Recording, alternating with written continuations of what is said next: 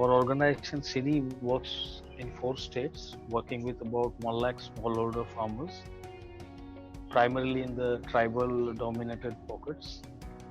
And the current, I'll be briefly sharing about our program Lakpati Kisan, which essentially aims at incremental income of 1 lakh rupees at smallholders end on an annual basis. And the core principle of the program is the irreversible impact, and therefore all our systems and processes, we try to ensure that the community doesn't have much dependence on the implementing organization, and how the service models can be developed, especially in the agri domain. When we started, or can you go back to the last slide? Previous slide. Bapu webinar चल रहा था मेरा. Yeah. When we started the Lakpati Kisan program, we tried to figure out why these smallholder tribal farmers, they are not seeing farming as business proposition. If you see, although despite they are resource rich, and can we move to the next slide? If you see, we try to figure out what is the situation in the nearby the pockets where we work. So there are pockets where already the farmers are well linked with the value chain actors. If you take the example of Telkoi farmers, which is about less than 100 kilometers from our project area, they are well linked with the watermelon value chain actors. Similar is the case for cotton seed growers in Maharashtra and Gujarat. So when we try to figure out what are the missing links, we could identify this, and many of these are known to the most of the attendees here, like their access to credit, access to inputs, access to irrigation coverage, and also community mobilization. But the most important missing link, which most of the time we at the NGO sector we feel that if we work on the production domain, the marketing aspect will automatically fall in place, but our experience doesn't corroborate with that assumption. Can you move to the next slide? So with this basic understanding of the important areas where we need to work, we designed our Lakpati Kisan program. Next please. So the important elements of the intervention that we figure out, in overall sense, we try to develop the agro ecosystem of the area, not focusing on a specific interventions. Similarly, one of the key intervention is the tech-enabled commercial vegetable production hubs, which essentially looks into not only technology integration, but also how the other important piece of the agro ecosystem can be organized in that area. Secondly, as the reversibility is one of the core element, so therefore all the missing elements, how the agri and agri-allied service-led models can be developed in that area with little dependency on any external agencies, those elements, those service-led models are being developed. And one of the star intervention, you can call it commercial high-tech vegetable nurseries, which essentially provides disease-free healthy seedless saplings to the catchment commercial farmers. And we also try to attend some of the important gaps in the cereal crops as well. And one of the core focus of the Lakpati Kisan program is to ensure that each of the smallholders should participate at least in 2 livelihood interventions. And apart from the agriculture, how agri-allied, like in livestock, we are trying to attend the critical gaps like in the healthcare system. Can you move to the next slide, please? Next one.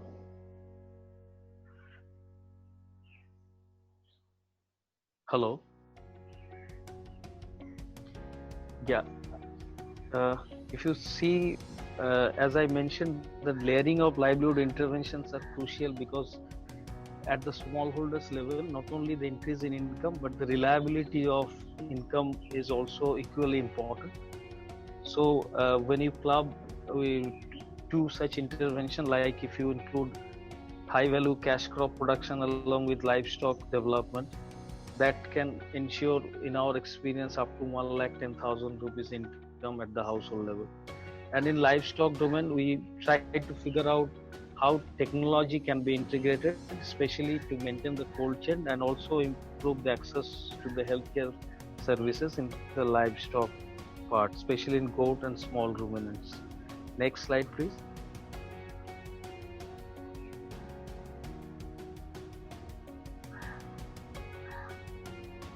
So with such an approach, we in the last 5 years in the area where we work, around 30,000 odd smallholders could attain the Lakpati Kisan goal, and there are almost 21 farmer producer organizations which are trying to develop service driven model and attend the specific gaps. And there are 1,000 odd smallholders, especially who are practicing water efficient farm technology like drip and mulch use, which essentially has been proved to be a successful model for being a Lakpati Kisan. And there are almost 60 agripreneurs that have been promoted in the agri and agri-allied service models, and who have already got the business model with them, and they are running their enterprise independently. And the most important crucial achievement of this program or the impact is about 250 odd farmers who have started paying for the information services, because a lot of information asymmetry prevails, especially in the marketing domain, and which is most probably the most important element that has to be addressed. So about 250 odd farmers, they're paying a monthly subscription for getting the market information, which are almost customized and agro advisory services in it through a digital platform. Can we move to the next slide, please?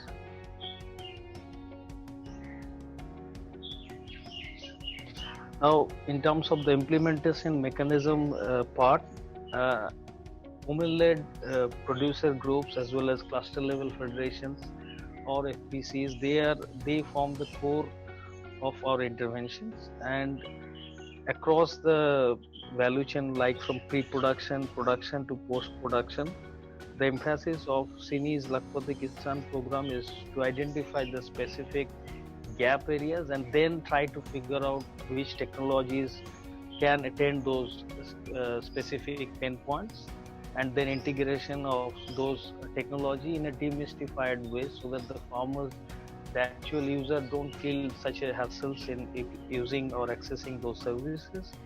And similar approach is being taken in terms of the gap which can be addressed through energy integration.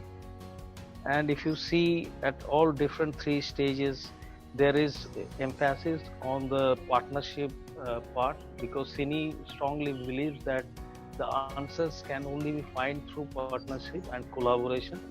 Like we have partnership with the government departments as well as the private players like agri corporates at the pre-production end, and one of the crucial or maybe the unique piece of the Kisan program is the transfer of knowledge in agri and agri-allied domain. Is if you see, the earlier assumption or the understanding was the knowledge lies with the research institutions or the agri universities or the experts. They are considered to be the expert, but in our program, along with that component, we try to figure out where the local expertise is available, and then try to identify the local expert farmers, and then their expertise is being taken to the new generation farmers, not only on a physical face-to-face training or capacity development program, but especially with the COVID-19 situation, we are also trying to taking help of the digital platform, and their expertise is being transferred to the new generation farmers using that digital platform. And on the marketing end as well, the digital platforms are being taken care of, and all the other players, like the thorough study of the local commercial mandis, vegetable mandis are being done, and based on the input from the traders and commission agents as well as the government marketing wings, these customized informations are being taken to the participant farmers, and they ultimately they are being provided with the effective linkages for selling their produce. So in a way, it's all about the CINI is primarily playing the role of facilitating these linkages with hardcore professional or hardcore profit making entities in the value chain with the participant farmers, so that the services are being continued in a long term irrespective of the program period, which CINI and Tata Trust combinedly do in the field. Thank you. If any question, I'd be more than happy to take it. Yeah. So I think we will take the questions in the end. Thanks a lot for your presentation. Thank you. Okay, let us move on to the next presenter. Do we have Alvin with us? Yeah, I'm here. Okay, just 1 second.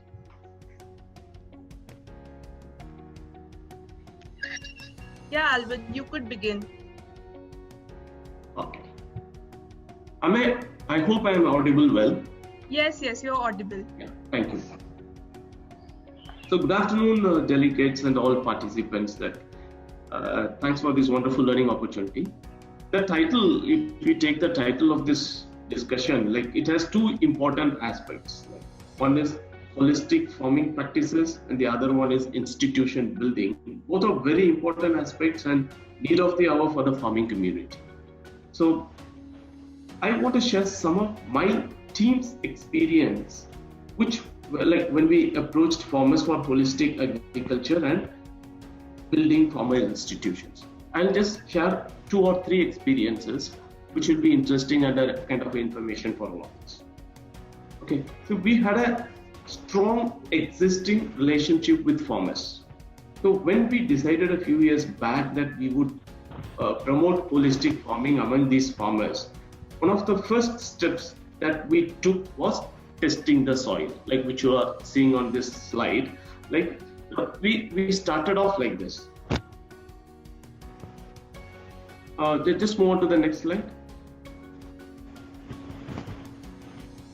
Okay, so when we tested the soil, we found we collected the soil. It was not a random sample. It was a biased collection only. What we did, we chose those farmers who had been indiscriminately using chemical fertilizers and pesticides for their crops. The results were alarming. Many farmers had excess urea and potash in the soil even before sowing the seeds. What I mean is the harvesting is done. The farmer is not yet ready for next cultivation. In between, we are doing the soil test. In that soil itself, there was excess urea and potash for them to raise the next crop. More than sufficient urea and potash was available in the soil for them to raise the next crop. Okay, this was the condition. So we need to do something about it. Okay, so what we did, holistic approach in farming is a vast area, but we have to begin somewhere. So we started training these farmers to prepare stuff like Panchkavya, Jeevamrita and few other items. We had the training in multiple places, and farmers started testing them on their crops. This guy is now spraying the Panchkavya in his cashew field, and the results were also very, very encouraging. Okay, and just go to the next slide. This is a Panchkavya sprayed groundnut field, and next one.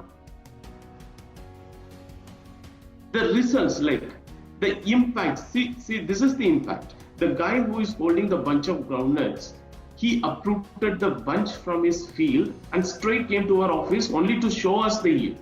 See, he had almost 25% better yield compared to other farmers. Same area, same soil, same climate, same rainfall. The only difference is he opted a holistic approach. He properly tested soil, he avoided chemicals, sprayed organic fertilizers and pesticides, and he got a fantastic yield. Like many farmers nearby came and saw what he did. They learned from him what he did and went. Like that was the ripple effect he had. Fantastic.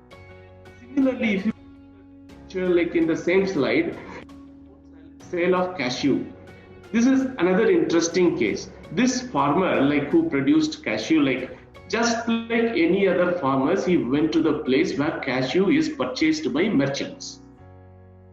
This guy, the guy who buys the cashew will first take the cashew in his hand, he will test the quality and then he will fix the price. Generally, a bag of cashew is sold for about 12,000 rupees. When the merchant took the cashew for testing the quality, he immediately said, "This is of fantastic quality," and he voluntarily paid 12,500 rupees per bag. Actually, the guy who produced it never had any clue that he is going to get a higher price for this product. He didn't even demand it. He didn't even tell anybody that he had used organic solutions, etc. Nothing he discussed. It was a surprise, he got a higher price. So these are some of the good results that our beneficiaries got by adapting holistic approach in the area. Can we go to the next slide, please?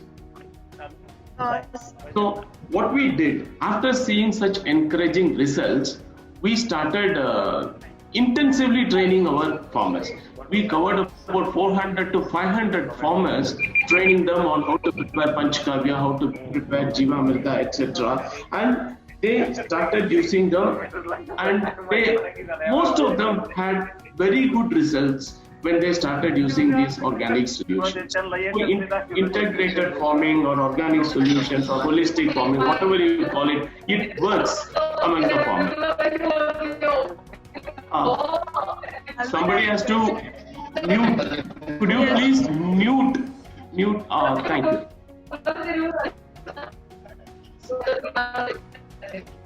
I request others to please go on mute so we can reduce the disturbances. Okay.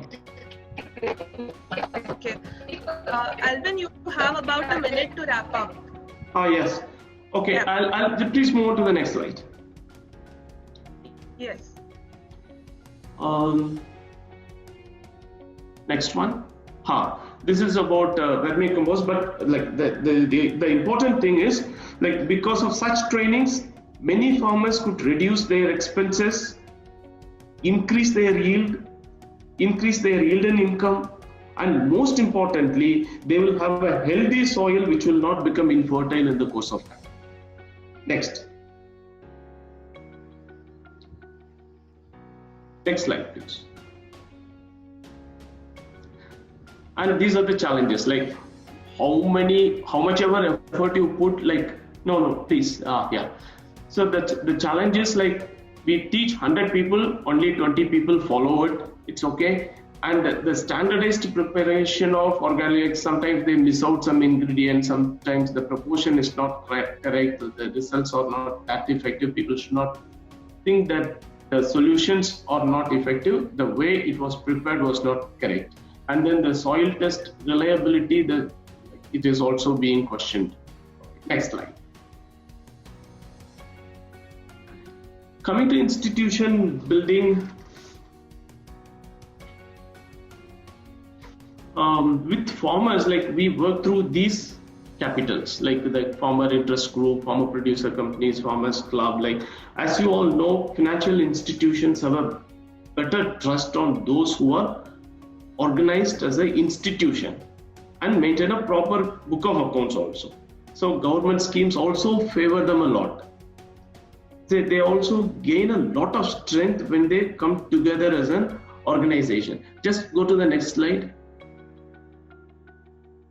One of the farmer producer companies that we started, they started selling oil, something like 10 liters per month. Now they have raised to more than 1,000 liters per month. And similarly, some of our organizations, they have like a few of our farmer producer companies, they have taken farm equipments from the government worth about 50 lakh rupees. Okay, and our paddy FPO, which has been functioning very successfully in Trichy district, has taken 60 lakh rupees grant from government for a seed processing unit. It is not a loan, it is a grant. And they also got a matching grant of 10 lakh rupees against their shareholding. So all these advantages reach our farmers very effectively when they are institutionalized. Okay, so through these institutions like FPOs, FIGs, farmers clubs, we were able to mobilize more than 1 crore rupee for our farmers, and they are really enjoying the benefits. Go to the next slide.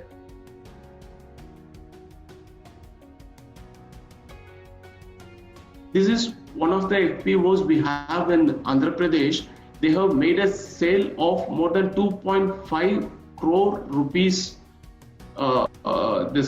Bengal gram seed from the government. They made some few lakh rupees profit through this activity alone.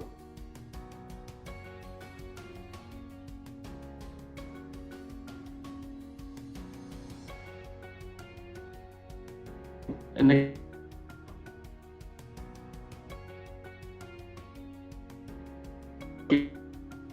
that's all.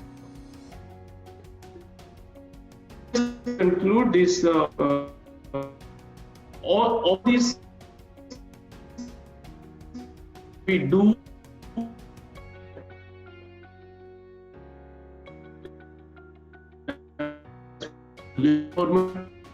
Thank you. I hope I am audible. Yes. Okay. Good afternoon, everyone. I hope everyone is safe and sound. So Swadesh Foundation, for those who are not aware of, just brief about that, we are a holistic 360-degree execution foundation, and we work in Raigad district and Nasik district of Maharashtra. When I say holistic model, because we believe unless there is a 360-degree development around water and sanitation, economic development, health, nutrition, and education, there cannot be no permanent positive change. So we work on everything, and all our team members, there are about 300 of them on the ground. So our objective is to ensure every household achieves an annual income of minimum 3 lakhs per annum through multiple livelihoods. And our approach is basically following 4E model. First E is engage, second E is empower, third is execute, and fourth is exit. So when we say exit, it is for sustainability. We want to exit in a geography in 5 years.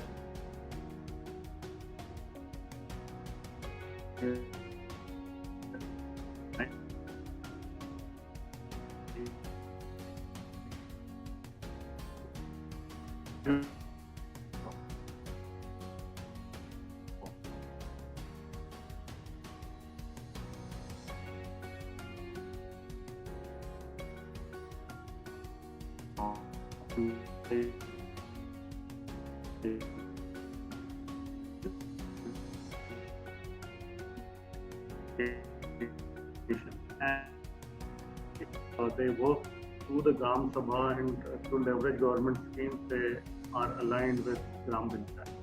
But this particular committee focuses on holistic development of the hamlet. Besides this, we have more than 300 people on ground to work in all these multiple areas. Now, coming to economic development, which is the focus of today's discussion, we have on-farm program and off-farm program related to farm. non-farm I'm not addressing today. This is the day after tomorrow. So on-farm, we have two big programs. One is water for irrigation, where we have brought about 2,500 acres of land under irrigation. So effectively, this area, people who are aware of Maharashtra geography, Konkan, Raigad, we used to have 4 years back, only paddy cultivation. Maybe it was about 80 to 100 acres of irrigation available in Rabi, where farmers used to do some agriculture. On this particular area, we have reached out to 2,500 acres as of March 2020. Of this 2,500 acres, about 63-64% is under drip irrigation. We have also another program which has covered large number of beneficiaries, is orchard plantation. In last 4 years, we have reached to more than 8 lakh trees planted with the average survival rate of 60%. And coming to off-farm program, which we have 4 programs here: dairy, which has covered more than 4,500 households; poultry. Again, here we have got through some very interesting learning ourselves in last 4 years. It is backyard poultry now, a dual purpose, chicken and eggs. So that is where the program stands, and response is very good. We have reached out to more than 5,500. Goat rearing, we have covered 3,500 households. And in fishing, we also have coastal area, about 700 households.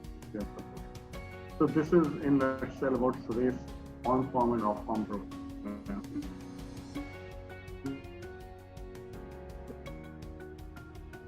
Next.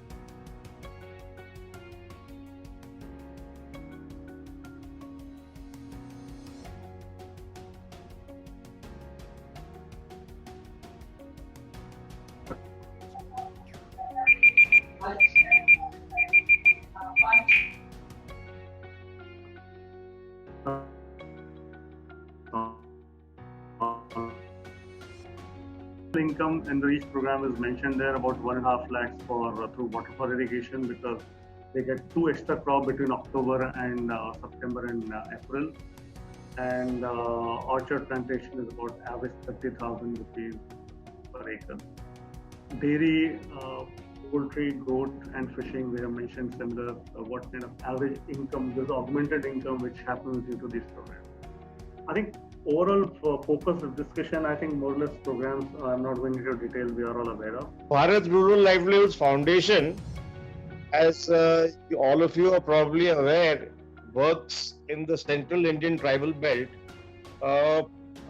in 10 states, and we work on livelihoods programs which are meant to bring some of our families, especially tribals, permanently out of poverty.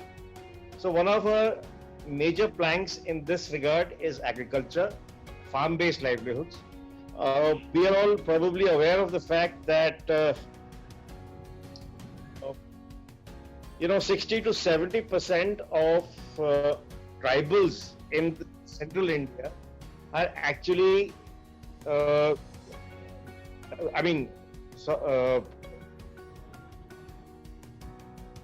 of the people who migrate for work to cities. The phenomenon which we see very often and which we are seeing even now, the return migration in under extreme distress.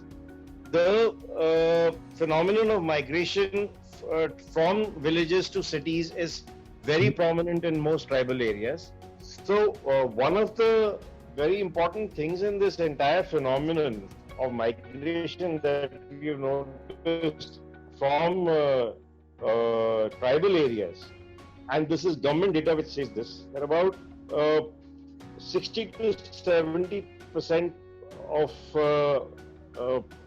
tribal farmers, of migrants from tribal areas, are those who have land. It's not as if they are landless and they are forced to migrate because they don't have land.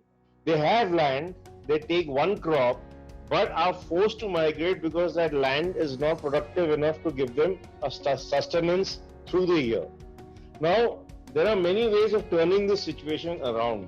we have to first of all identify what are the constraints on the land of these farmers. So in BRLF, planning for agriculture also means planning to not just in terms of the crops, in terms of marketing, but in terms of the basic water infrastructure, which is very important for sustaining agriculture. Of the people who migrate, it turns out that why is the land not productive? Either because there is a lack of irrigation, or because over the years there is erosion on that farmland. It has become rilled, it has become eroded, and therefore has turned unproductive. But there is land. So if we make investments in these land for soil and water conservation, the basis for agricultural activity is created.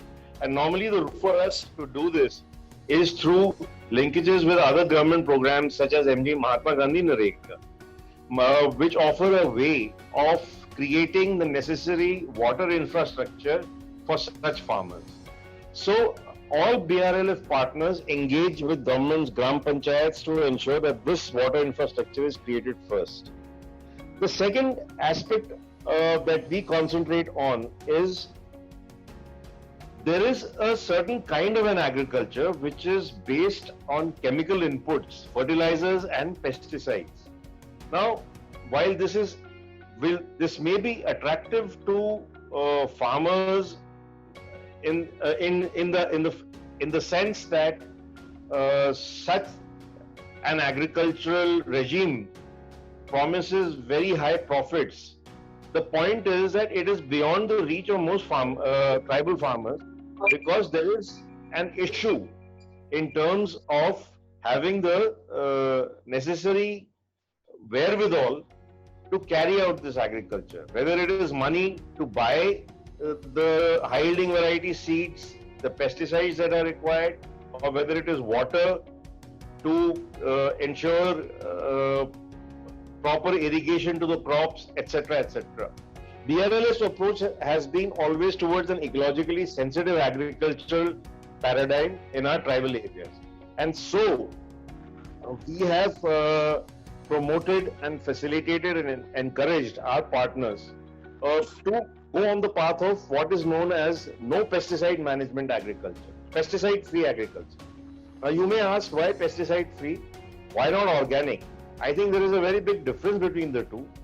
In organic agriculture, you have to basically say that we are not going to use either fertilizers, chemical fertilizers or chemical pesticides. We feel this is a difficult protocol for most farmers to follow. There are far too many requirements, and also the transition, when farmers have been using chemical fertilizers for a long time, the transition from fertilizer-based agriculture to a completely fertilizer-free agriculture may not be that easy. On the other hand, it is probably simpler to try and get into a pesticide-free agricultural regime, and that is what we aim to do.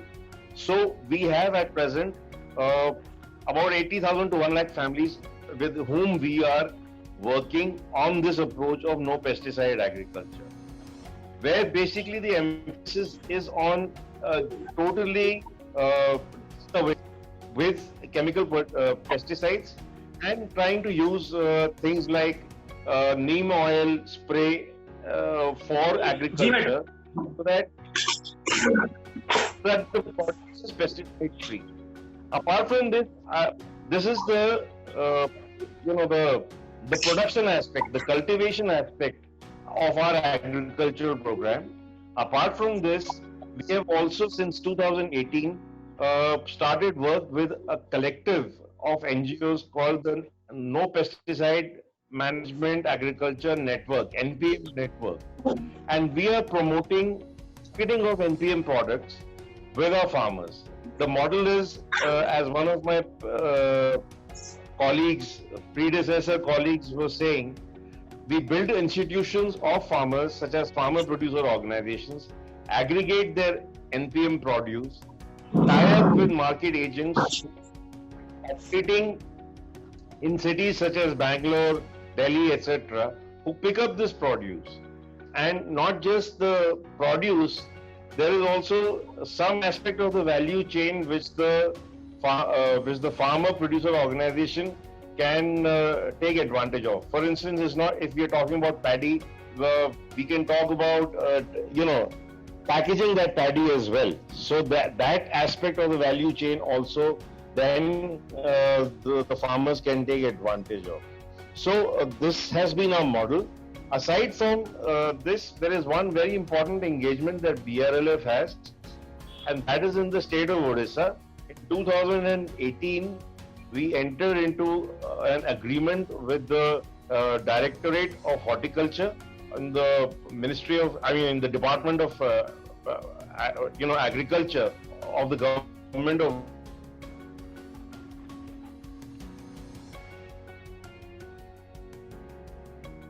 And in this effort, BRLF is working with 17 civil society organization partners, where we are working to identify winner crops in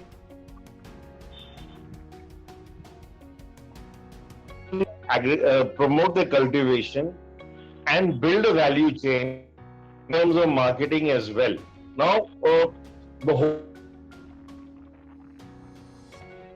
creating groups of a few farmers and then aggregating these groups into larger clusters which are the equivalent of farmer producer organizations. So we are planning to aggregate about 1 lakh farming households in these 40 blocks over a period of about 4 years.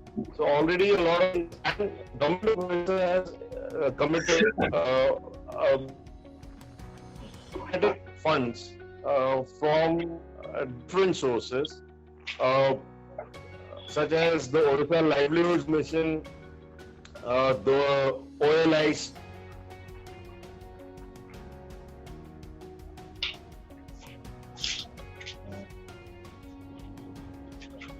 Hello. Hello. Hello. Yes, can I?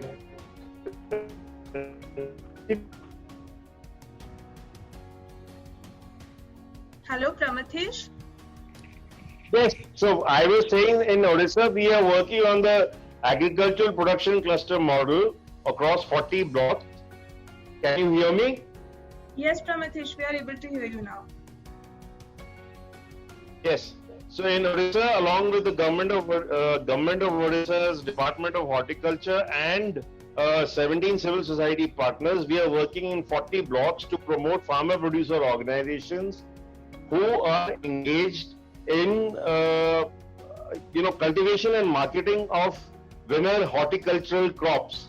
And amongst we have seen a lot of successes in that. For instance, watermelons from Jharsuguda were exported all the way to Dubai last year. Similarly, mangoes from Odisha have come all the way to Delhi via Mother Dairy.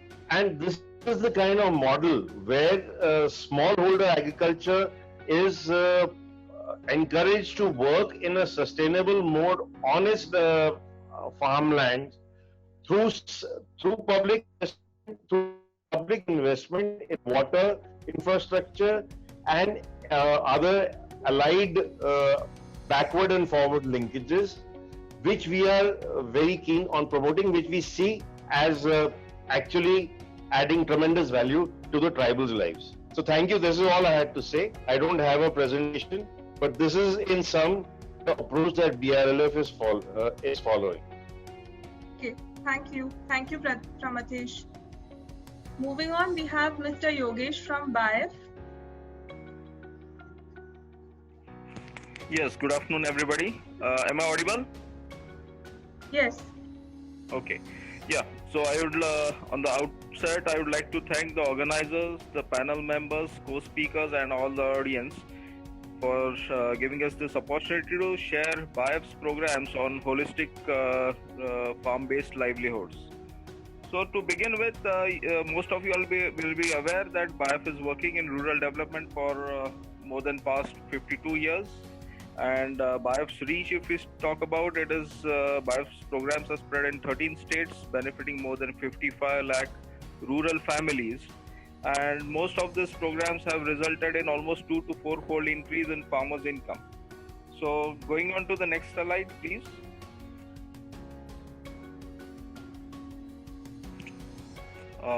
Yeah.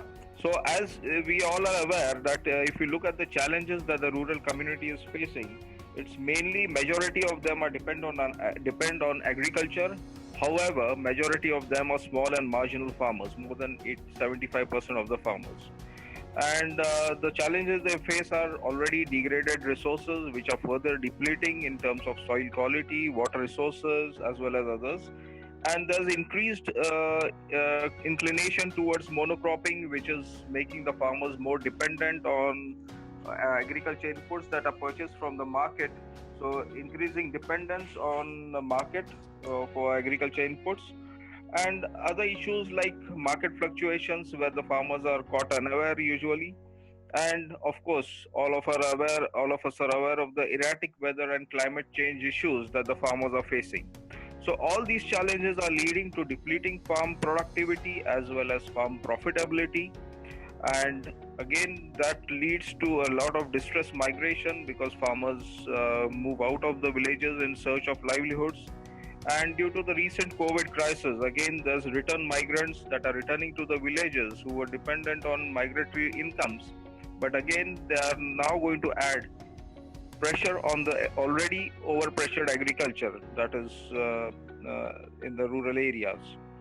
And all this is resulting in low access to nutrition, low access to health services, poor education, and again that is resulting in a vulnerable situation wherein the farmers or the rural families are stuck up into a poverty nexus. So can we go to the next slide?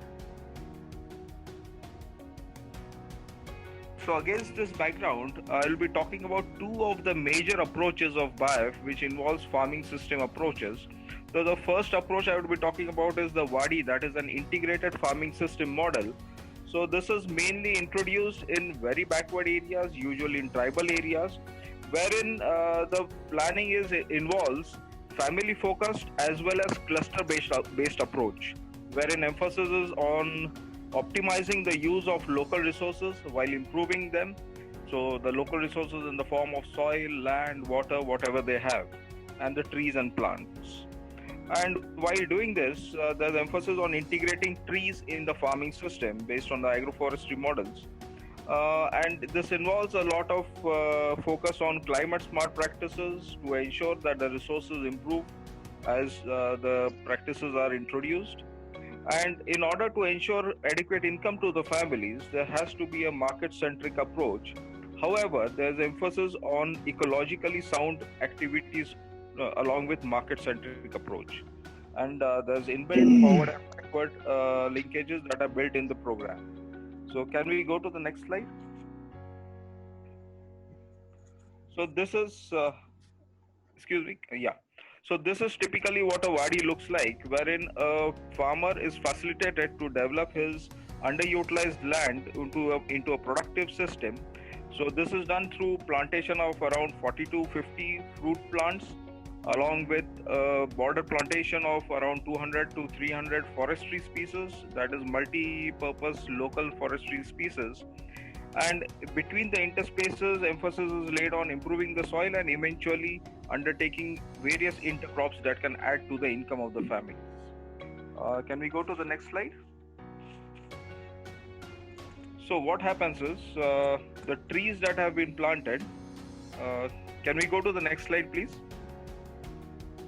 Yeah, so what happens is the trees that have planted helps in converting the underutilized or degraded lands into a long-term productive asset. After plantation, after 3 to 4 years, the trees start producing and they will be into production for the next 30-40 years. So that becomes a long-term income source for the families. In addition to this, the forestry species add or provide various needs to the families like fuel, fodder, timber, as well as some additional poles which provide cash income to the families. Can we go to the next slide?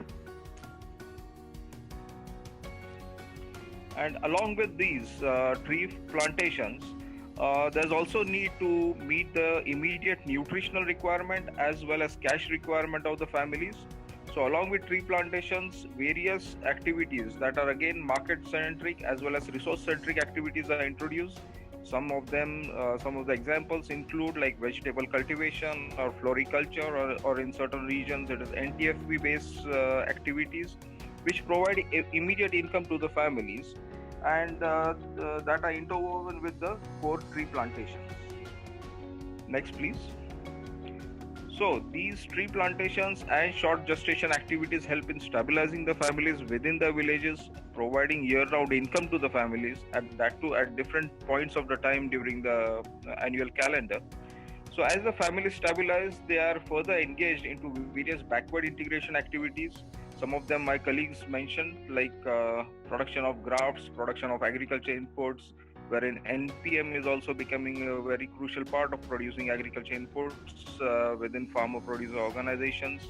Some produce vegetable crop nurseries, some are engaged in farm mechanization services, and others.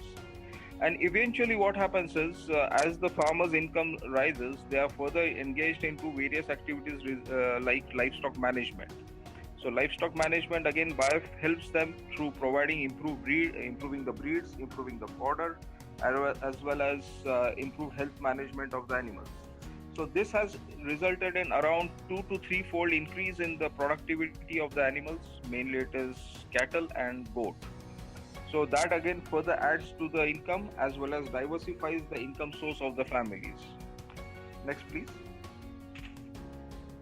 So this was the Wadi approach I was talking about, and coming to the next approach, which is more of a resilient farming system approach, wherein there's emphasis on various crops in particular region. So there's emphasis on crop productivity improvement as well as crop diversification, and that involves a lot of resilient practices like integrated pest management and integrated nutrient management. There's equal emphasis on nutrient recycling or recycling of organic biomass that is produced in the farms. And various climate smart crop varieties are introduced to ensure that the farmer gets at least something during crisis, mainly during erratic weather conditions. And certain activities like root intensification and DSR are introduced along with that. And emphasis is on water management and post-harvest handling of the produce. Next, please. So based on this approach of resilient farming system, some of the models that have been demonstrated as well as upscaled include tree-based multi-tier cropping system, which involves vegetable cultivation. These cropping system involves three-tier cropping system. So from a small patch of land, a farmer can harvest almost 3 crops at a time, and this has been widely expanded and extended with more than 6,000 farmers practicing this trellis-based farming practices. Then another one is the floriculture, which is in western Maharashtra. So almost 2,500 families are engaged in production of jasmine flowers, and they are not just producing it, but they are engaged in various that are taking these flowers daily to the Mumbai market, thereby ensuring maximum incomes to the families in the value chain. Then another one is mainly in the Himalayan foothill regions. It is vegetable cultivation under protected cultivation, wherein crops like tomato, capsicum, chili, and leafy vegetables are produced under protected cultivation. So ensuring the farmers in case of even in conditions of diversity. Then there are aromatic grasses, mainly in certain central parts of India. Then in regions where there are certain water bodies, which are known as bodis in central Maharashtra and adjoining areas, integrated fish farming has been introduced, which involves fishery along with poultry, along with vegetable cultivation and fruit crop cultivation, which has helped in enhancing 2 to 3 fold income to the families. Then in addition to this, there's emphasis on conservation and revival of local native breeds of various crops. Mainly we are working at present with paddy, millets and beans. More than 226 land races have been identified and purified in the process. Can we go to the next slide? And along with all these agriculture interventions, without ensuring proper market, things will be half left. So in all these programs, there's increased emphasis on forward integration through farmer producer organizations. So all these farmers that engaged in various activities are organized in village level organizations. These village level organizations are further federated in community organizations. Some of these are cooperatives, some of these are farmer producer companies, and some of them are also working as informal producer organizations. And these organizations are engaged in aggregation, grading, value addition, processing, and marketing of the farm produce. So major produce that is processed is mango, cashew, amla. In addition to this, fresh mango, fresh vegetables, fresh flowers are also traded by these farmer producer organizations. So at present, under BIF programs, more than 43 farmer producer organizations are engaged in various activities, and these 43 farmer producer organizations are further federated under WAPCOL, which is a producer company which engages more than 41,000 farmers in these 43 farmer producer organizations. And lately, the turnover of this of WAPCOL was more than 52 million rupees through various processing activities. And lately, they have also initiated exporting of mango through various other intermediaries.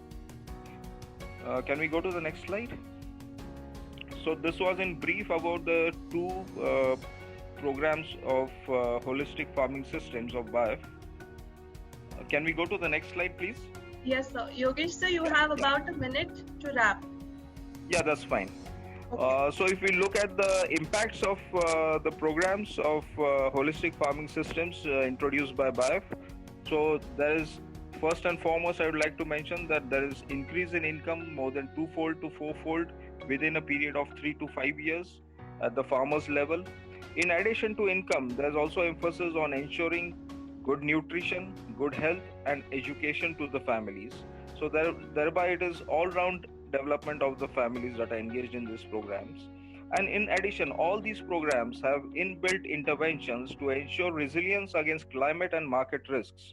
So that ensures that under any circumstances, the farmer is not at a loss.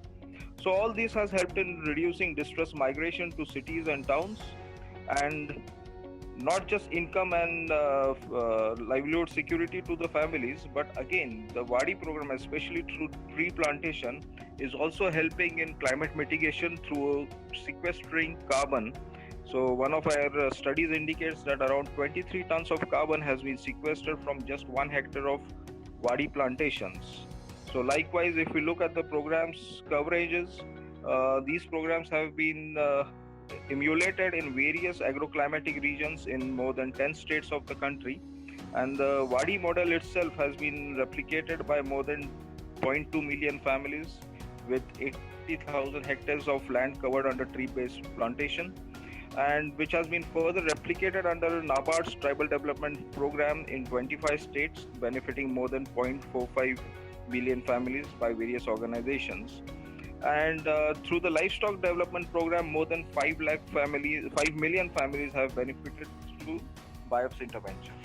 So that is in crisp about BIF's holistic farming system development program. So thank you all, and we can have the questions later on. Thank you, Yogesh, sir. Yeah, thank you.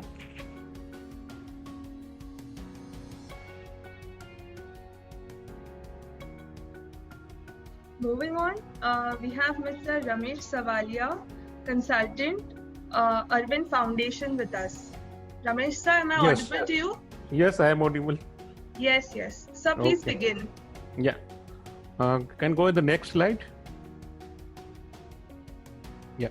So good afternoon to all. I am the Urban Foundation, which is the CSR arm of the Urban, which is the limited company, the leading company in textile and other business of the, in the Gujarat state and Karnataka and also the Ranchis. We are the new CSR umbrella organization, but we have a sister organization which have 70 plus experiences in the urban development scape like the Sarda Trust and the rural development scape like Narottam Lalbhai Development Trust. The next slide, please. Hello, Bhagyashree. Yeah. We have newly initiated the program for Rural Transformation Initiative. It is not the too all or not the scale which that other NGOs working, but of course it is one of the thematic areas programs.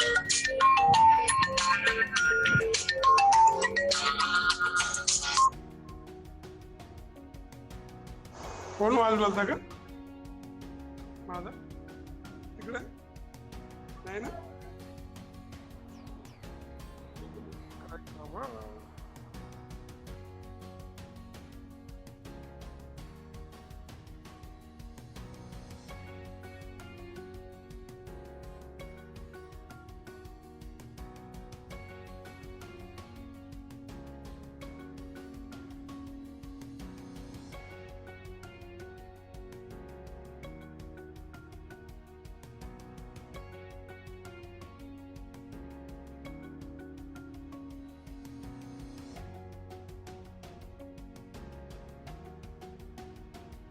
livelihood. So it's not a classical rural areas where the the more of the farm-based intervention is here, but how these are areas which are in the merge of the outskirts of the urban areas, and they have also possibility and potential for the farm-based livelihood. And we have just initiated 1+ year, more than 1 year's initiative there, and we want to share some of the challenges we face and how we can learn from others. So there are not too much sharing the impact and the experiences of these areas. So this is what we are going to share in these contexts. Next, please, Bhagyashree. Hello, Bhagyashree. Yes, sir. Next slide, please. Yeah. So major challenges which we see in these areas is in the four categories or four aspects. One is the human and social aspects. Is the very prevalent in many of the part of the Gujarat and other part also, the social stigma, social status and mindset to work in the farm-based livelihood or the life the young generation wants to spend, and which is more prevalent or more prominent in the peri-urban areas. Young generation wants to work in this kind of a livelihood or a life, even there are maybe a better opportunities available. So how you can change that social stigma or social mindset among the youth and move to the farm-based livelihood. Next is even these peri-urban areas, particularly which we are talking, is very near to Ahmedabad and Gandhinagar is a capital city, and the access to the urban areas. Still, there is the issues of the accessibility of information, knowledge and skills availability, timely availability, and appropriate kind of information available for them. Because the conventional the government extension system, information systems think that these are the very urbanized model and nobody is working too much in the farm-based livelihood. So how you can revive those systems and how you can integrate those systems is the biggest challenge. And of course the issues of minimum wage and livable wage. Most of we talk about the minimum wage. Minimum wage is mostly the survival wage for the human being is survive, and that's why the large-scale distressed farmers have, during the COVID mood, because they does not have any capacity to shock the absorbs, because they were just surviving on the minimum wage. So how we go beyond the minimum wage to livable wage, particularly in the urban areas, peri-urban areas, where they see the minimum wage earning per family or per person in the nearby industry. So we have to go beyond that, and how these current their wages and earning go beyond that expectation. The second is of course the finance and physical assets. Land holding size, even these compared to others, is very small in these peri-urban areas, and that's the other limitations of creating the products, whatever the produce they produce in the small farms, create the issues in the negotiation or input price and also the output price of that produce. The land value is very high, and that's why many of the farmer does not want to do cultivation. Rather than they want to put their land as a locker. They want to just keep that land because the appreciation of land nearby is very high. So they doesn't bother about many of the farmers about doing the agriculture. They just do whatever they want. You're just earning they are getting from them. And also because they are not the rich or other kind of abilities, so their risk-taking ability to do innovation or new crop. Even there are large number of potential because they are very near to urban areas for the agro-processing, horticulture, floriculture, and organic farming and non-pesticide farming. There are possibilities, but they are not doing. The third institutional aspect, there is the institutional mechanism to get the access or alert the farmer whoever doing the farm-based livelihood what kind of information required to make a profitability, that right kind of a decisions, and how to mitigate the risk. That may be a market risk, or that may be a climatic or weather condition kind of a risk. The input and cost price fluctuations and how that can mechanism be worked, that lacks in that area. The other, the financial and insurance access is, there are services, but the accessibility, their process problem, their cost of that, and the ultimately getting the benefit of insurance and financial is very difficult to get a farmers, and insurance is completely difficult. Even they pay the premium, but it's a scale, and their process is very difficult farmer to get the benefit. Again, the other areas, the marketing linkages and product related institutional mechanism, there is a small products and there is no formalized institutional among the farmers limit their marketing linkage in produce. And of course, and fourth aspect is sustainability. What kind of a practice they are following, what kind of package of practice doing, and how that affecting in their resources and other aspect of agriculture. What are the linkages between the livelihood and agriculture? Most of we promote when we go as a farm-based livelihood, we say this is only the farm-based agriculture, and we are not connecting them with the livestock, because without the livestock, it's very difficult to integrate the sustainability in agriculture, farm-based livelihood, particularly in sustaining the resources which they require. Bhagyashree, next slide, please. Yes, sir. So you have about a minute to wrap the presentation. Yeah. So there are 4 strategic focuses we are talking about.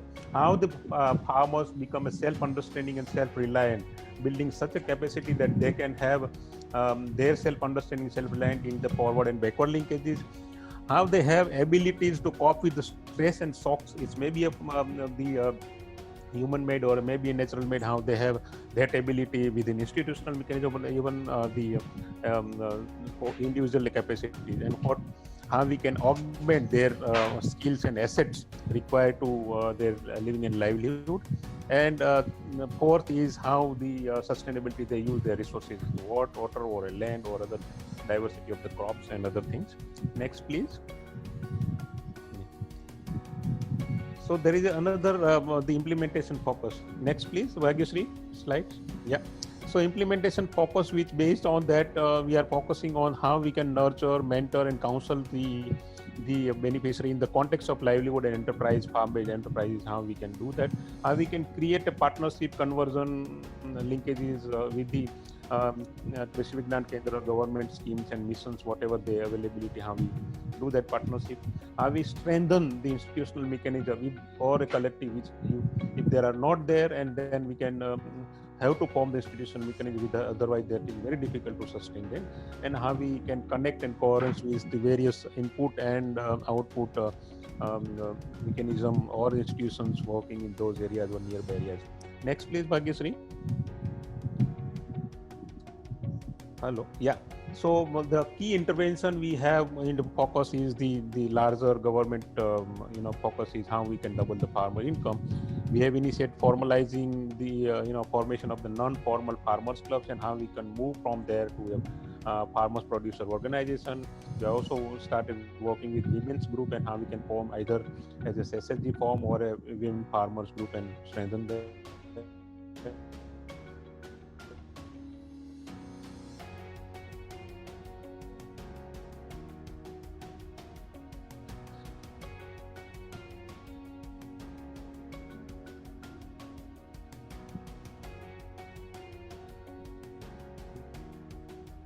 we have a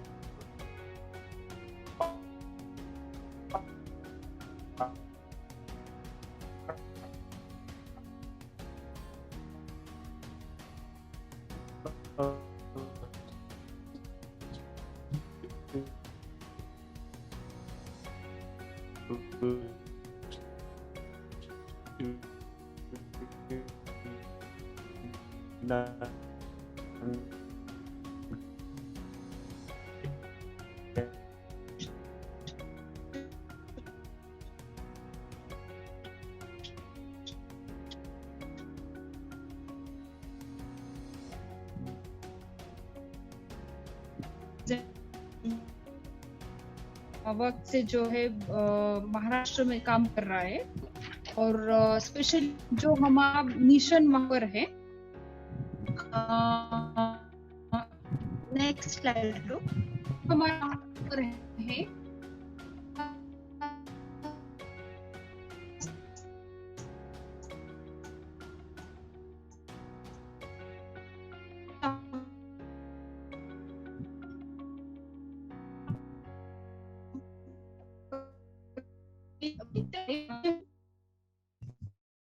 resilient farming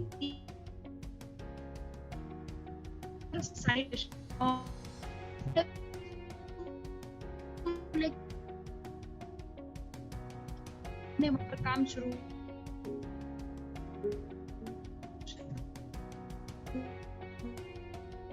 किया था, जिसमें हमारा mainly सिर्फ हम इतना ही वहां पर लेके जा रहे थे जिसमें वेजिटेबल कल्टीवेशंस हो थ्रू फार्म और वेजिटेबल गार्डन, और इसका हाउस होल्ड कंजम्पशन में वहां पर जो है इस्तेमाल होना चाहिए। Please next slide.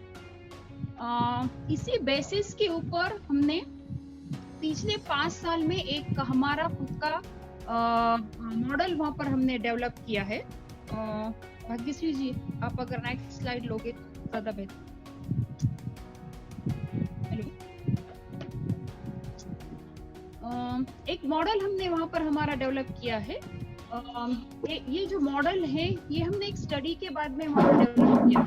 जैसा हम महाराष्ट्र में स्पेशली जो मराठवाड़ा डिवीजन में काम करते हैं, यहाँ पर हर 3 साल से 5 साल के बाद में एक ड्राउट सिचुएशन वहाँ पर तैयार हो जाता है, इसमें फार्मर्स बहुत ज्यादा सफर होते हैं।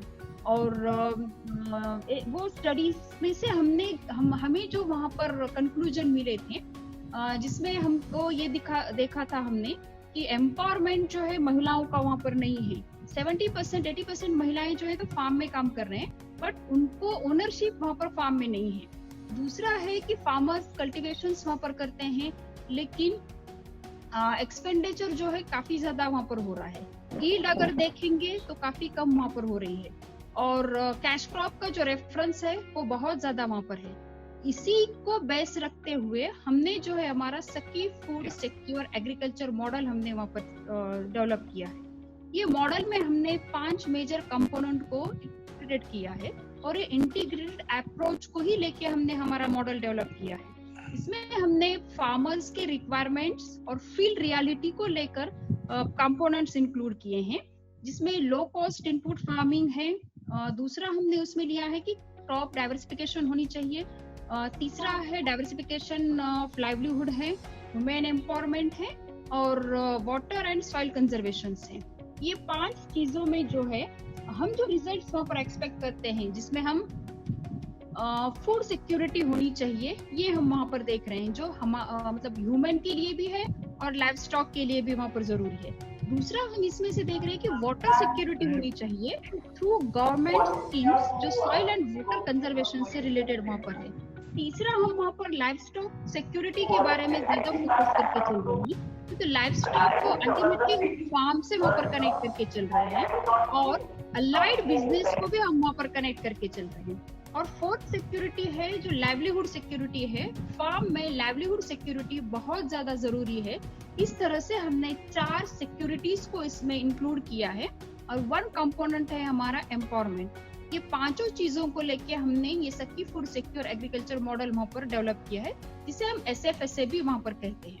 और मेजर अगर हम इस पे देखेंगे, जो टारगेट ग्रुप है हमारा वो महिलाएं हैं, और वो महिलाएं जो स्मॉल एंड मार्जिनल कैटेगरीज के हैं, जिनका लैंड रेशो जो है 5 एकर्स तक के है।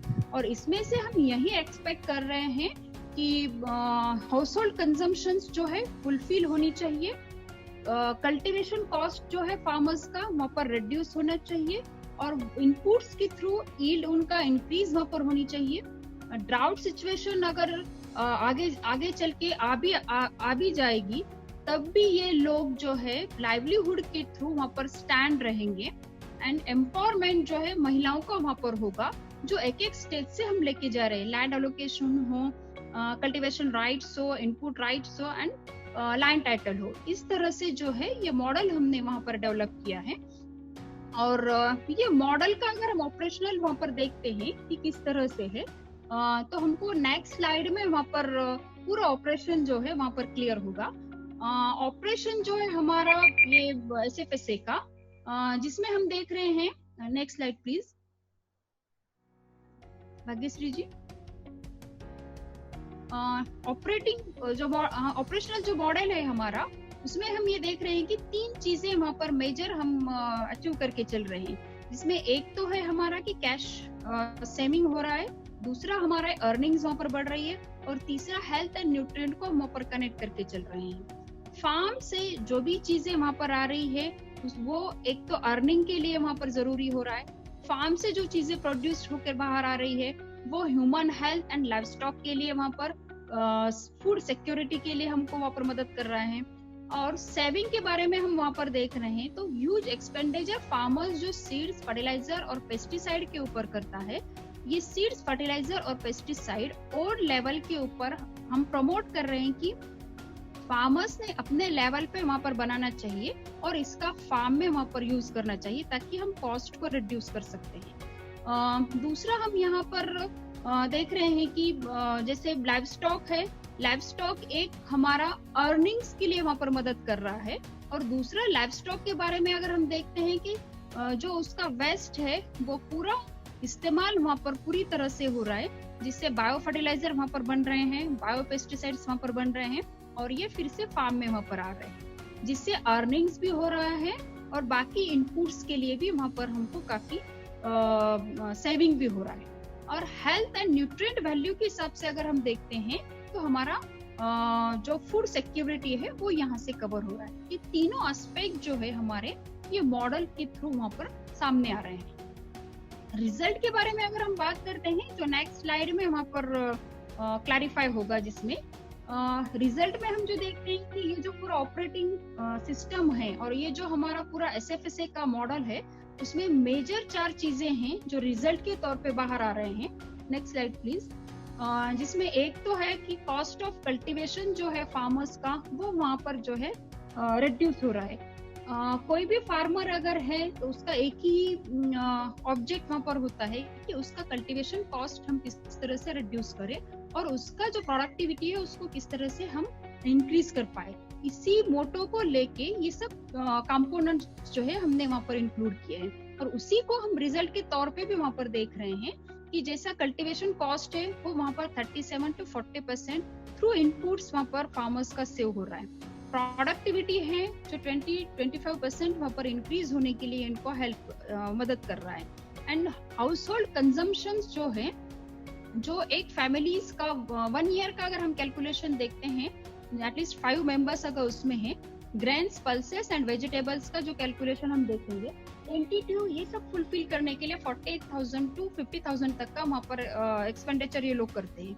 ये एक्सपेंडिचर बाहर से जो ये प्रोक्योर करते हैं उसके बदले ये जो फार्म में वहाँ पर ले रहे हैं तीनों भी चीजें, ग्रेन्स, पल्सेस एंड वेजिटेबल्स, इसके थ्रू मंथली जो उनका एक्सपेंडिचर है वो वहाँ पर रिड्यूस हो गया है। रिड्यूस इन द सेंस वो पूरा खत्म ही हो गया है। 3,000 से 3,500 जो इनका वहाँ पर बाहर से जो एक्सपेंडिचर होता था लाने में वो वहाँ पर सेव हो रहा है। फोर्थ वन हम इसमें देख रहे हैं कि इनकम जो है इनका वहाँ पर बढ़ रहा है। इनकम इन द सेंस जो हम SFSA को मॉडल का जो हम वहाँ पर प्रमोट कर रहे हैं, हमारा जो प्रमोशन वहाँ पर है कि एटलीस्ट महिलाओं ने 1 एकड़ वहाँ पर करना चाहिए, जिससे उनका 1 ईयर जो फुलफिलमेंट है वो वहाँ पर कवर होगा। एंड सरप्लस जो है वेजिटेबल्स का वो मार्केट में अगर वो बेचेगी तो उनका 10,000 से 50,000 तक के वहाँ पर इनकम होने के लिए मदद होगी। तो ये मॉडल जो है हमको इस तरह से 4 कंपोनेंट के हिसाब से हमको मदद करता है, और ये 4 कंपोनेंट का अगर हम कैलकुलेशन पूरा करेंगे तो मॉडल के थ्रू ओवरऑल जो सेविंग्स है, प्रोडक्टिविटी है, हाउस होल्ड कंजम्पशन का सेविंग है, इनकम का अगर देखेंगे तो 70,000 रुपीज पर फैमिली के हिसाब से, पर एकड़ के हिसाब से हमको वहाँ पर ये रिजल्ट्स मिल रहे हैं। नेक्स्ट स्लाइड में हम देखेंगे वहाँ पर कि महिलाओं को जो एम्पावरमेंट वाला पार्ट हम जो बोल रहे हैं उसको किस तरह से हम वहाँ पर लेके जा रहे हैं। तो फार्मिंग में महिलाओं को इंक्लूड करना, वो भी डिसीजन मेकिंग्स में इतना मतलब हम तो बोलेंगे कि ये एक चैलेंज भी वहाँ पर है।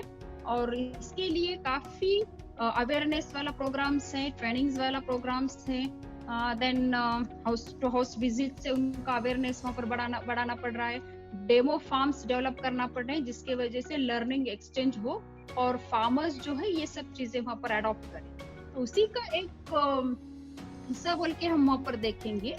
काजरा की एक सखी है हमारी जो जिसका नाम चंद्रकला है। भाग्यश्री जी आपने नेक्स्ट स्लाइड लिया, आपको पीछे आना पड़ेगा। चंद्रकला तई है जो काजरा से बिलोंग करती है। इसका खुद का 4 एकड़ आपके पास 1 मिनट है रैप अप करने के लिए। ठीक है, ओके। हाँ, 4 एकड़ उसका फार्म है और इसी फार्म्स के थ्रू वो एक लेबर टू फार्मर में कन्वर्ट हुई है। इनिशियल स्टेज में इसको 3 से 4 महीने वहाँ पर सिर्फ हस्बैंड को कन्विंस करने में लगे कि एक लैंड अलोकेशन उसको दे दो जिसमें वो 10 आर से शुरू करेगी। तो 2-3 महीने के बाद काफी स्ट्रगल के बाद में उसके हस्बैंड ने उसको 10 आर वहाँ पर लैंड दिया जिसमें उसने सिर्फ 5 क्रॉप्स दिए जो स्पेशली वेजिटेबल्स थे। और इसमें से जो उनका कंजम्पशंस फुलफिलमेंट और मार्केटिंग के ऊपर का जो एक्सपेंडिचर वहाँ पर बचा वो उसके चलते उसके हस्बैंड को ये बेनिफिट्स वहाँ पर दिखा, जिसके बदले नेक्स्ट साइकिल में उसने 1 एकड़ लैंड उसको पूरा ऐसे तैसे करने के लिए वहाँ पर दिया जिसमें उसने 26 क्रॉप्स वहाँ पर लिए। इसके बेनिफिट्स के बाद में उसके खुद के नाम के ऊपर 2 एकड़ लैंड वहाँ पर उसके फैमिलीज ने किया। और आज के दिन में अगर हम देखते हैं तो पूरा का पूरा लैंड जो है उसका बायो फार्मिंग में वहाँ पर कन्वर्ट हुआ दिखेगा। ये हमारा एक स्टेप है जो लेबर टू फार्मर के तरफ लेके जाने वाला। नेक्स्ट स्लाइड में जब हम देखेंगे कि फार्मर टू एंटरप्रेन्योर्स हम किस तरह से वहाँ पर लेके जा रहे हैं, नेक्स्ट स्लाइड में आप वहाँ पर देखोगे कि उषा चौहान जो एक फार्मर है और ये फार्मर से एंटरप्रेन्योरशिप में किस तरह से वहाँ पर गई है और किस तरह से उसने अपना इकोनॉमिकल कंडीशन को अच्छी तरीके से वहाँ पर डेवलप किया है। भाग्यश्री जी प्लीज नेक्स्ट स्लाइड में ये करो, जिसमें उसने सिर्फ 2000 रुपए ग्रुप से लेके वहाँ पर शुरू किया था और उसने एक बेड शुरू किया जिसका उसको बेनिफिट भी काफी अच्छे से हुआ फार्म में। बेनिफिट के रिजल्ट्स के ऊपर उसने 3 और बेड वहाँ पर खरीद लिए। 4 बेड से उसने उसका बिजनेस वहाँ पर शुरू किया और बिजनेस के अगेंस्ट अगर वहाँ पर देखेंगे तो उसका जो सेविंग्स है वहाँ पर उसका 1 ईयर सेविंग्स फर्टिलाइजर्स के ऊपर का 12,000 हुआ और उसने फर्टिलाइजर्स, वर्मी वॉश एंड वर्मीज 35,000 तक के वहाँ पर मार्केट में सेल किया। ये हमारा है सेकंड स्टेज। थर्ड स्टेज में जो है हम मल्टी बिजनेसेस या वैल्यू एडिशन का जो पार्ट है वो वहाँ पर लेके जा रहे हैं कि एक महिलाओं को एटलीस्ट जो है नंबर ऑफ बिजनेस अगर वो वहाँ पर करेगी तो हर तरह से इनकम उसका वहाँ पर होगा। जैसा एक संतोषी ताई है जो ममदापुर के वहाँ पर है, 5 एकड़ लैंड है उसका। तबस्सुम जी, sorry to interrupt, another 10 seconds we need to move on to the next speaker. Okay. तो उसका भी यही है कि मल्टी बिजनेसेस उसने वहाँ से शुरू किए हैं जो फार्म से कनेक्टेड है, वैल्यू एडिशन के हिसाब से वहाँ पर है। और ये वहाँ पर हम इसलिए मतलब बता रहे हैं कि महिलाएं जो है एक स्टेज से लेके एंटरप्रेन्योर्स तक के और वैल्यू एडिशन के हिसाब से किस तरह से आगे डेवलप हो रही है। ये सिर्फ मेरा इसमें था कि स्लाइड्स के थ्रू और एक केस स्टडीज के थ्रू मैं आपको बताना चाहती थी। टाइम भी काफी कम है इसलिए मैं मेरा प्रेजेंटेशन यहाँ पर स्टॉप करती हूँ और मुझे यहाँ पर अपॉर्चुनिटी दी और एसएसपी का जो वर्क है वो वहाँ पर हम मतलब बताने का भी एक अपॉर्चुनिटी वहाँ पर मिला। सिर्फ एक बात मैं वहाँ पर कहना चाहूंगी कि मार्केटिंग बहुत बड़ा चैलेंज वहाँ पर है रूरल के महिलाओं के लिए और ये महिलाओं के लिए हमने हमारा जो एक श्योर एंटिटी है उसके थ्रू हम इनको मार्केटिंग के लिए सपोर्ट कर रहे हैं। प्लस हमने एक ऑनलाइन प्लेटफॉर्म हमारा ओपन किया है जो गांव खोज नाम से हमने वहाँ पर शुरू किया है और यही गांव खोज जो है हमारी महिलाओं ने प्रोड्यूस किया हुआ फार्म और नॉन फार्म के जो भी प्रोड्यूस मटेरियल है वो मार्केटिंग के लिए वहाँ पर सपोर्ट करेगा। The next presentation that we have is by Lupin Foundation.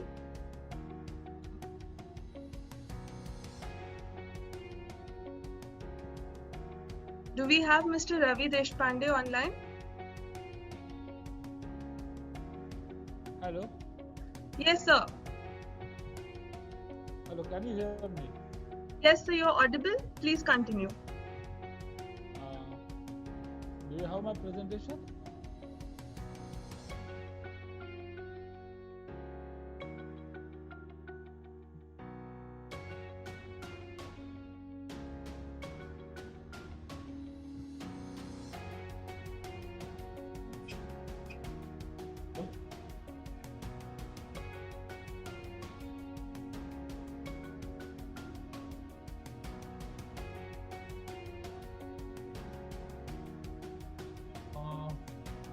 Yes. Hello. Oh. How I can share the screen there? Can you tell me how I can share the screen? Share the screen, okay. Yeah, Ravi, please go through this. Yeah.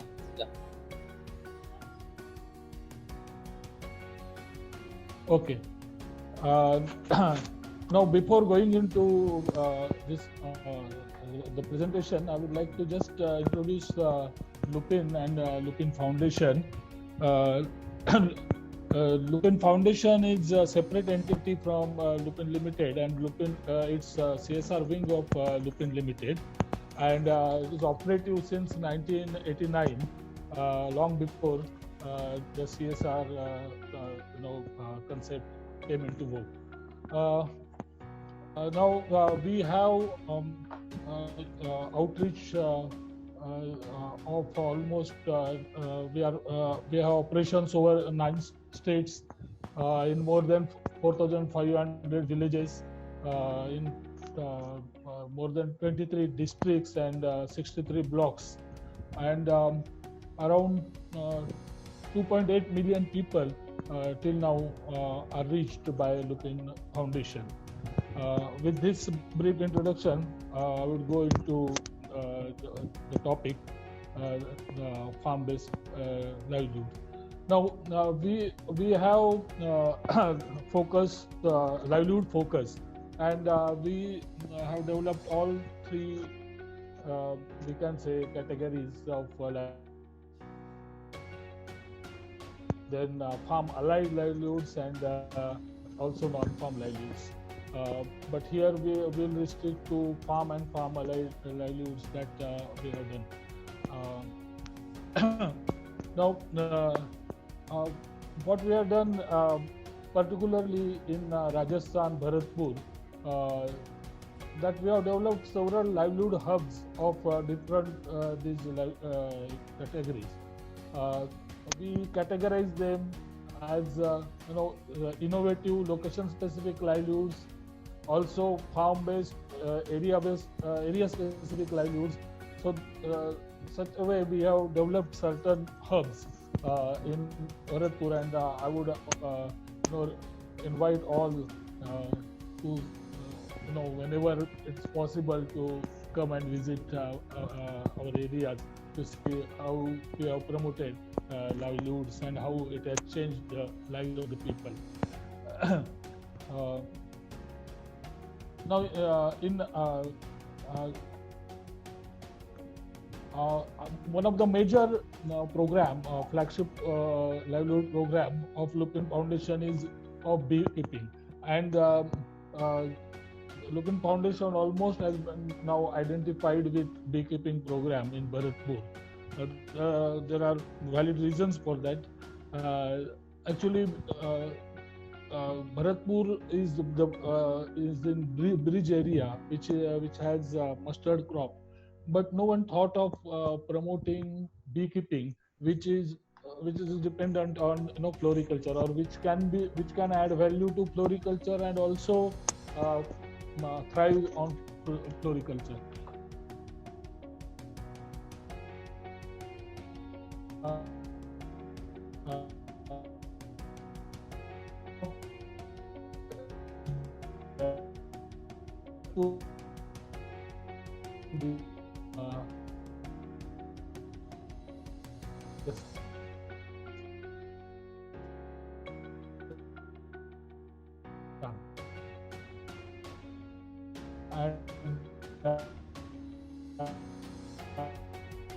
Produced compost and vermicompost and all.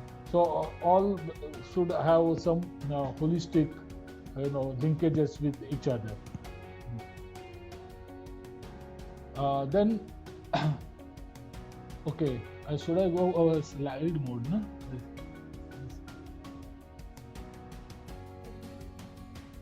Yeah, I just a second. I have to go for slide mode.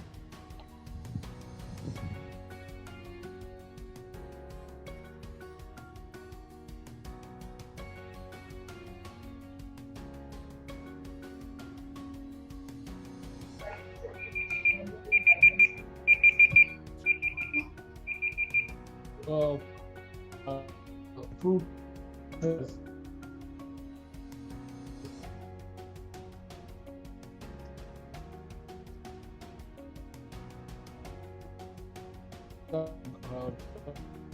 In the areas. We also promoted nurseries. Then we have okay.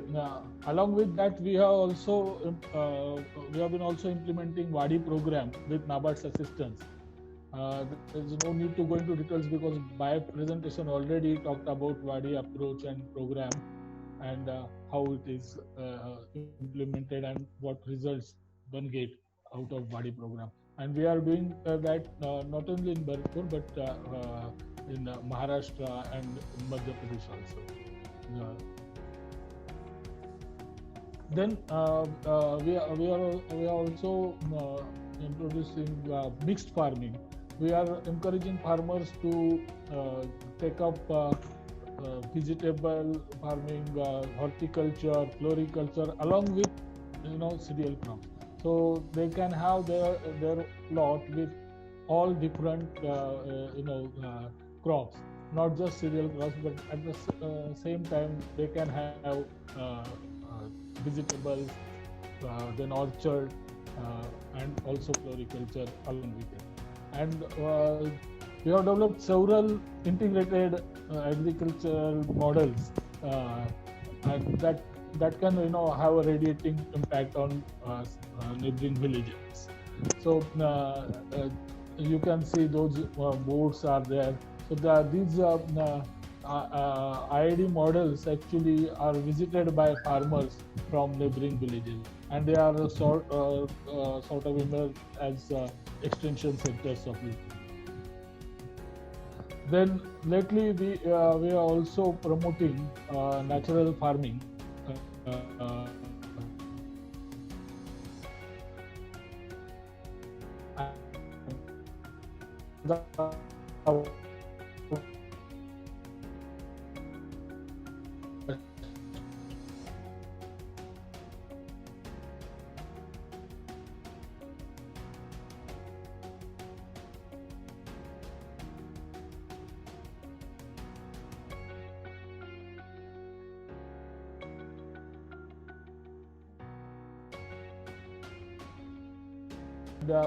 Here you can see in the slide itself that we have a focus on diversity, or we have approach of promoting diversity, not just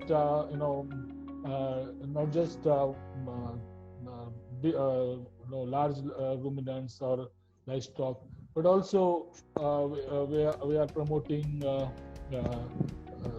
goatry, poultry, so the approach is of promoting diversity. And apart from diversity, you can also see in the slide our another focus is on breed improvement. Breed improvement not only in dairy but also in goatry. We are promoting Siroi breed there. In poultry also we are promoting Croiler. In dairy we are promoting Murrah buffaloes. So the second focus is on breed improvement, and that has been a game changer. Then we have this holistic approach to have a full value chain of dairy, or like we are also producing feed.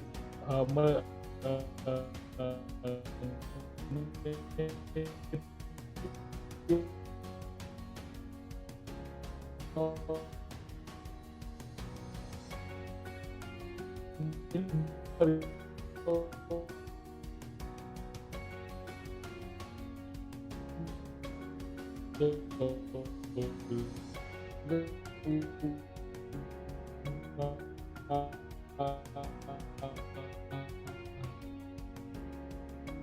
a problem with seepage of Gurgaon Canal, and the whole land was underwater. Then there, instead of with this situation and with this challenge, what we did, we turned the whole farms into farm ponds, and then we introduced fish seeds there, and now the people are earning handsomely through fishing. So we were able to turn that problem into an opportunity with introduction of fisheries. There are a number of stories regarding beekeeping, which is one of our major contribution to the area in the field of livelihoods. The successes are huge. It is not just limited to certain 10,000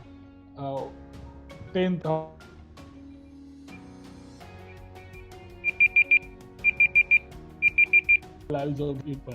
You can see the person in the sorry photo. To interrupt. You have about 20 seconds to wrap up. But that person has now 1,800 bee boxes. Earlier, he started with 8 boxes. Now, just for calculation, from one box, bee farmer, beekeeper can earn up to 5,000, and so if you calculate, it goes to 1 crore. And hardly the whole input cost can come to 10 lakhs something. So he's having 90 lakhs profits. So that scale of impact we are having, and that's led to even people to start honey producing units, and now we have multi-crore enterprise over there who started as a beekeeper from our project. Now Vinit Singh has a big entrepreneur with 100 crore export. So that scale of impact we were able to achieve through beekeeping. Now, apart from this, overall impact, we were able to lift at least 1 lakh families, each from 2 districts, above the poverty line through farm allied, non-farm livelihoods. 1 lakh families from Bharatpur and 1 lakh families from Dhule. So that kind of impact we had.